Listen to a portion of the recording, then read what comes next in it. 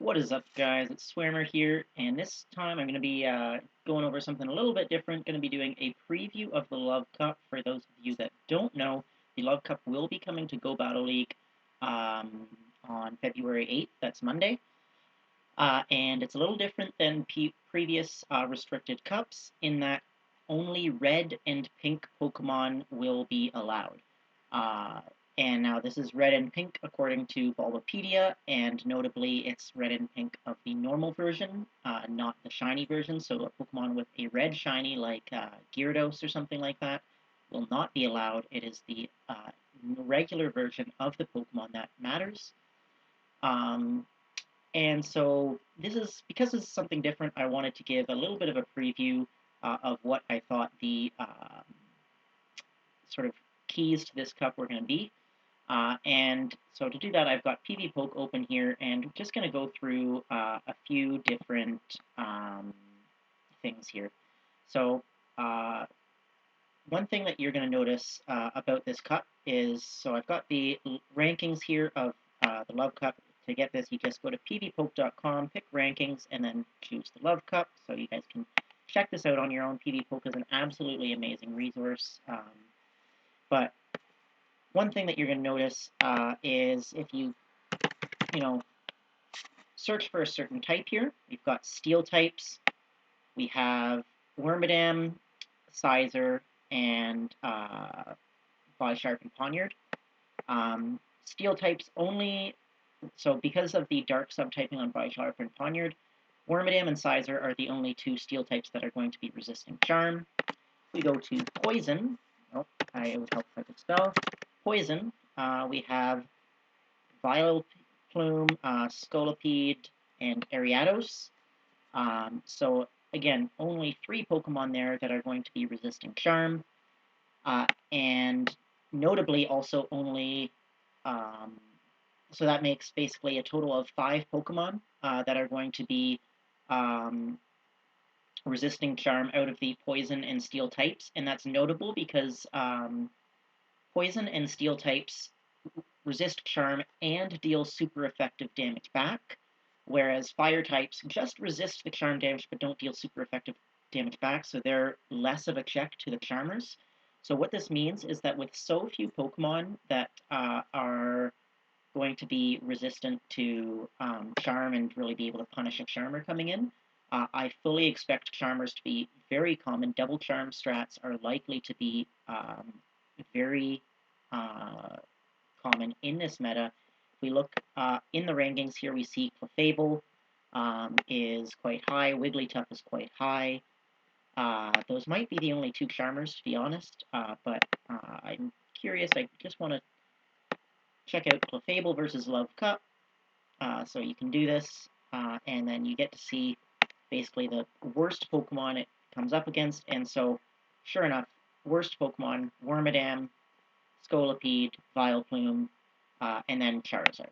And Charizard is not going to be an absolutely terrible matchup. If we look at this and go down to the 2 shield, you guys can see that in the 2 shield scenario, Clefable actually does beat Charizard just before it gets to another Blackest Burn, and it beats it with quite a lot of health too. So basically, if we look at the Pokemon that Clefable is losing to, there are 3 Pokemon that it loses to in all shield scenarios, and nothing else, which is absolutely ridiculous. Oh, maybe there's a Lickitung or something down here too. Yeah, Lickitung it probably loses to in all shield scenarios, but this is XL Lickitung, and frankly, I don't think anybody's going to have enough XL candy for that. And you can see it's still a close match. 422, 500 would be a tie, so pretty close. So the Charmers are going to be very, very strong, and definitely something that you're going to want to take into account. Now, because Charmers are going to be strong, that gives Fire types quite a bit of play. So if we look at the number of Fire types in here, we can see that we've got Charizard, Magcargo, Magmortar, Talonflame, Magmar, all of those are in the top 30. So that's quite a number to be in the top 30. And actually there's probably more fire types than anything in this cup. But with fire types being so common, one common strategy I'm sure will be to run a counter to fire types with Double Charmer in the back. And if you're looking for a counter to fire types, look no further than Alomomola. This is that, kind of heart-shaped fish Pokemon. Not Love Disc, but it's still kind of, it's a fish. And it is super bulky, guys. And with Waterfall, you're going to be putting a lot of fast move pressure on Pokemon. So you guys can see that even though it is a water type that is not resisting Charm, it is actually going to be able to beat Wigglytuff and Clefable in the one shield matchup. It will still lose the two shield, but in the one shield, you'll still beat those Charmers just because Waterfall does so much damage, you're so bulky, and you will slightly outpace them to the charge moves. So you're going to be able to win those matches. Really, the things that you got to watch out for are Electrode, that'll give you some problems, and then Medicham, and of course any grass types that you do see in the format. So Alomomola is going to be quite strong. It's probably worth just looking at some of the other types of Pokemon you might see. You guys can see there are absolutely no dragons in this cup, so Charm is not likely to be dealing super effective damage to very much. If we look at ground types, which again would be common counters to fire types, really the only choices here are Crocodile, which you'd have to have a level 18 one, a below level 21, which is going to be pretty rare. It means that unless you're level 45 and have completed the level 45 research to get your Crocodile, or you hatched one before hitting level 20, you're going to be in tough to get one of these. And Camerupt, which is still going to be bad. If we look at, let's see, what's another? So Fairy type. Oh, actually type Fairy. We can see we've got Clefable, Wigglytuff, Snubbull, and interesting no Granbull, so I'm guessing that means Granbull does not qualify as pink. So these are likely to be the only two Charmers, Clefable and Wigglytuff, and they are both going to do very, very well. If we look at fighting, we've got Medicham, Scrafty. These are both going to be quite strong picks. Scrafty is going to be very risky, though, because it does get absolutely demolished by the Charmers, being double weak with that fighting and dark typing. Medicham at least will have decent play, especially against Wigglytuff, because the counters are hitting for neutral, and the Psychic definitely will hurt. But you guys can see that fighters are not going to be super common, and again, I think that the fighters are really going to struggle against the Charmers, which is going to sort of hurt them. Medicham, of course, is going to be an absolutely amazing Pokemon. It is the best Pokemon in Great League now, according to PvPoke's rankings. So that's just going to mean that it's very strong here. The only problem with Medicham is it is taking super effective damage from Charm, which is going to be a problem. If we look at Psychic types, we have Medicham, and then we've got Slowking and Slowbro coming in there. Those are probably the only Psychic types I would really recommend. You guys can see there actually are a fair number of Psychics, though, so pretty interesting. If we look at some of the Dark types, again, here we've basically got Scrafty and then nothing else that's really relevant. Crawdaunt, maybe you could make an argument for, but I think it's going to be tough, and that's just because fast move pressure is going to be really big in this cup with there being so many Charmers. So Crawdaunt going to get evaporated by like 5 Charms probably. Let's actually take a look and see how many Charms from a Clefable will take it out.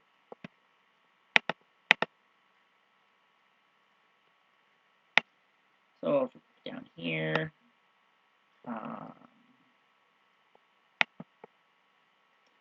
we have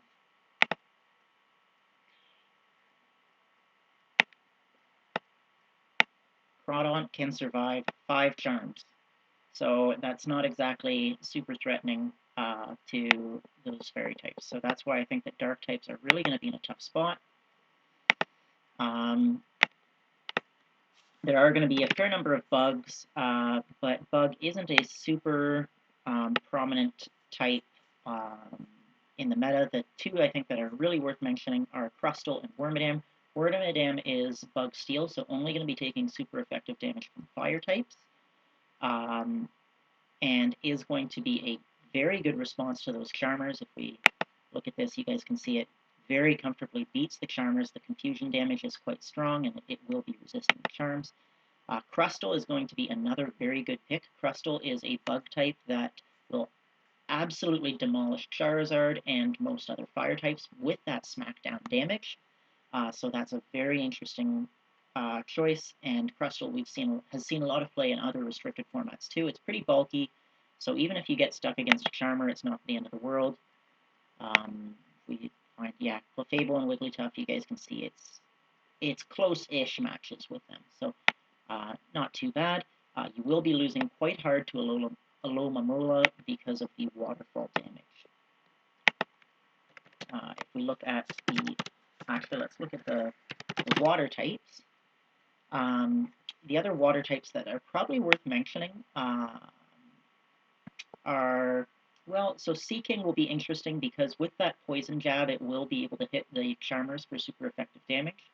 But the ideal moveset on Seaking is triple Legacy, Poison Jab, Icy Wind, Drill Run. So unless you've got 3 Elite TMs or you've got a very old Seaking, you're kind of out of luck for this.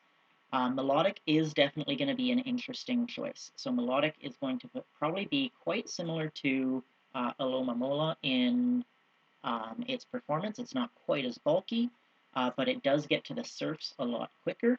So you have a little bit more charge move pressure, and because you do have higher attack, you've got a little bit more fast move pressure, but it comes at the expense of the bulk of Alomomola. So definitely an interesting choice there. Plus the coverage move of Hyper Beam I don't think is as good as Psychic. So something to keep in mind. If we look at grass types, there's really not a lot of grass, to be honest. There's Vileplume, which we've talked about already as being a good response to the Charmers, so that will definitely be interesting. And then there is Cheren, and that's pretty much it.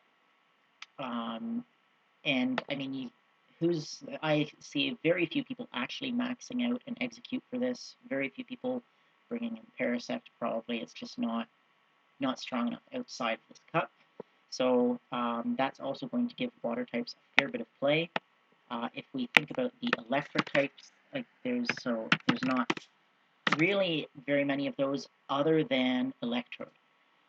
So that is going to be a lot of what makes the water types quite strong, is that other than Electrode and Vileplume, there's not going to really be a lot of answers to them. So yeah, that's sort of where I think this cup is going to go. We sort of talked about the most of the Pokemon in the top 10. Electrode is going to be a very good option, and it will be a good response to basically any flyers or water types that you do see in the cup. I know that Lickitung is identified as the best Pokemon in this cup, but that is XL Lickitung. I don't expect that most people will have the XL candies for that. So even though this is highest ranked, I wouldn't expect that to be super prominent. If anything, you would be seeing more Lickies, I am guessing, because that's a lot less of an investment of candy, and it still ranks quite highly. So that sort of covers most of this cup.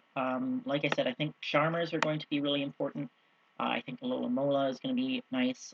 Maybe a couple teams that you could try might be like Alomomola Double Charm, or maybe you could do a Wormadam Trash or a Sizer on the lead with Medicham as the safe swap and Alola in the back as the cover for the fire types.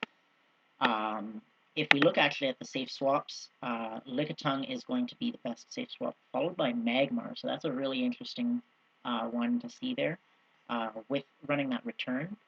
So definitely going to be an interesting cup, but because of the prevalence of Charmers, I do think that there will be lots of fast move pressure and that bulk will be important if you don't have that fast move pressure. So Pokemon like Alomomola that can survive the fast move pressure from the Charmers because they're so bulky will end up with a lot of play.